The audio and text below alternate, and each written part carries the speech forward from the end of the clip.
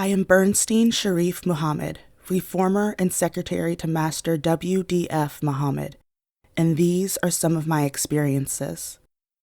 I was born on July 14, 1915 in Robinsonville, Mississippi. In 1919, we moved to Detroit, Michigan.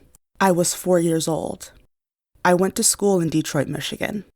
It was in October 1932 when my parents brought me to the Temple of Islam, located over the Castle Theater at 3408 Hastings Street in Detroit, Michigan. After going to the meeting several times with my parents, I saw Brother Ben Sabakan typing. He was typing with one finger. I said to one of my girlfriends, I can use all of mine.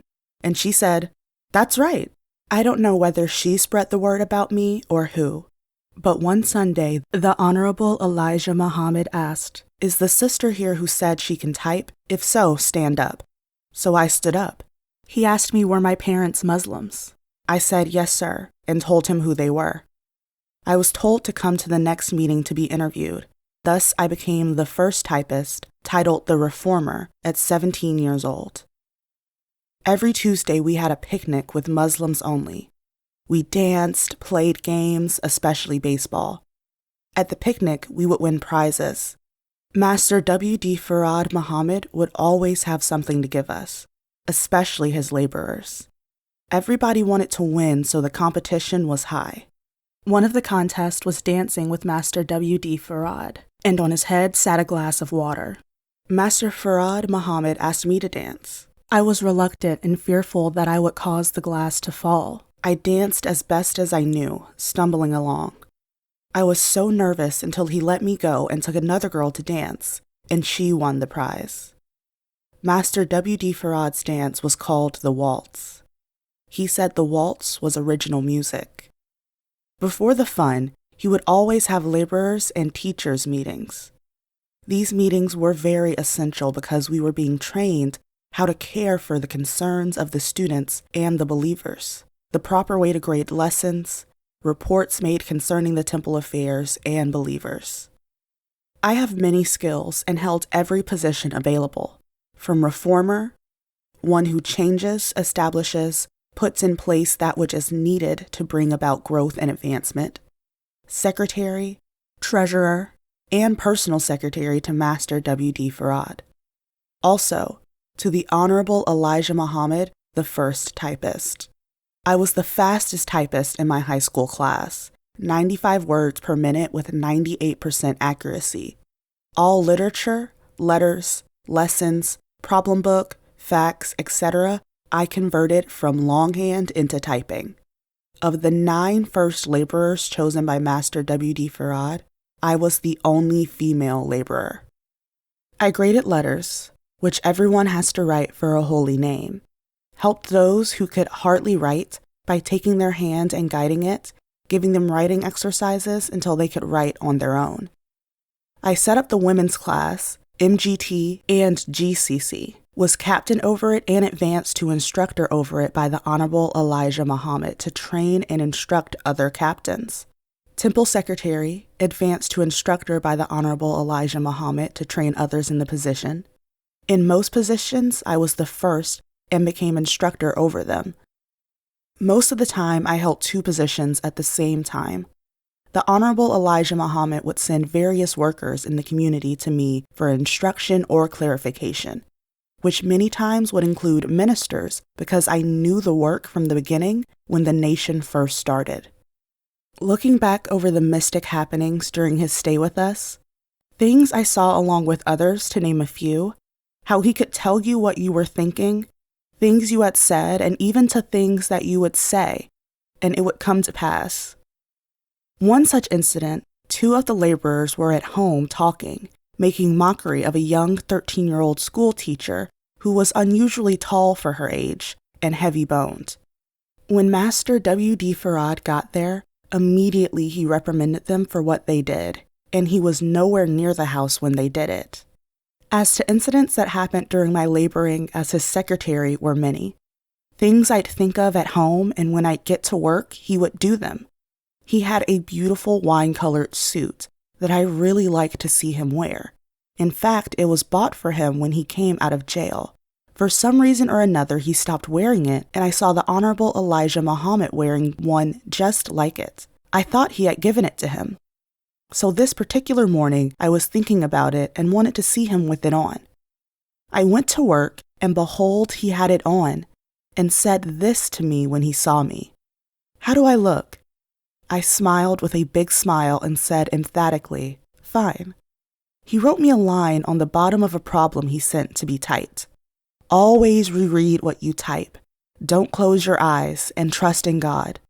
Now he taught us that the Black people were the God. So when I would say my prayers, I'd shut my eyes and envision that great mass of people as God.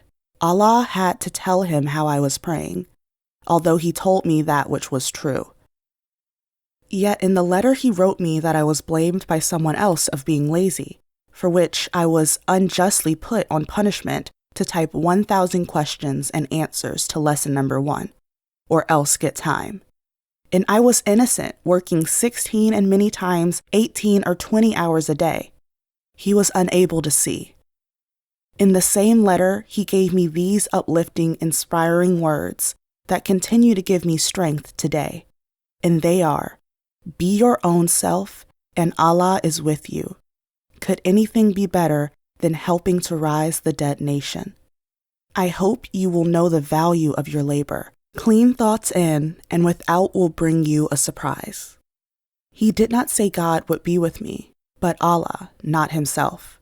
On another occasion, it had been one of those long, full days of laboring for me, working at the temple and typing for long hours at the temple. Our time began at 9 a.m., then, at this time of incident, had typed for hours at the house of the Honorable Elijah Muhammad. I was so tired as I struggled to get through so I could get home. The first time I typed these facts, I had mistakes in it, so I retyped them, typing 2 sets on the same page and folding the page in half and tearing them apart. There were no mistakes, but having made several carbon copies, I neglected folding and creasing them to tear smoothly. When I gave them to Master W.D. Farad, he looked at them and asked the other laborers, all men, did they want one of these copies that looked like a baby had been chewing on. Naturally, each said no. And he said to me to type another one for each one that said no. Well, in fact, it was all of them. Then he asked me, "Do you want one of these?" As I was about to say, he said, "Yes, you can always type you one," which was indeed the thought that I was forming in my mind. Then he said to me, "Let me show you how to tear paper." He took a sheet of my typing paper, creased it, turned it to the other side, creased it again, each time between his thumb and finger, using the nail of his thumb. Then he pressed my face down close to the paper and slowly tore it apart, asking me over and over, "Can you see it?" Each time I would reply, "Yes, sir." This he did until he tore the sheet in half, leaving no rough edges. Then he took a piece, folded it evenly in half, and said, "Or you can do it like this," and slowly drew it between his teeth, the saliva moistening it as it passed between his clenched teeth, and tore it, although a little damp, but smoothly and evenly without any rough edges. I was so humiliated and hurt until when I went back to my typewriter, my eyes were all but filled with tears. I sat down and talk about pounding a typewriter. My fingers fairly flew as I retyped them. After finishing them, I checked them for mistakes. There were none, and folded them over and over like he had shown me, and neatly tore them apart and gave them to him. He told me to sit there right next to him. I sat there humiliated, thinking to myself, no one is for me. He turned to me smiling and gently saying to me, "I'm for you, and if I'm for you, who can be against you? I'll walk the water for you." This eased my feelings somewhat, but I was tired, humiliated. I wanted to go home. He asked me did I want some ice cream. I said no, sir, and in my mind I kept saying I want to go home. So he turned to the others and said, "We'll take the reformer home." This he did. On another occasion, I had done some labor and had been taken home. As the Honorable Elijah Muhammad read what I had typed, he got angry because of mistakes he found. and wanted to go get me to dismiss me. This he told to Master Farad. Master Farad said, "So Sister Grace Muhammad, Khalut's wife, said they were at her home. All she will say is I will do it over and never complain." Then he asked, "What can you do with a person like that?" That saved me from being dismissed or given time.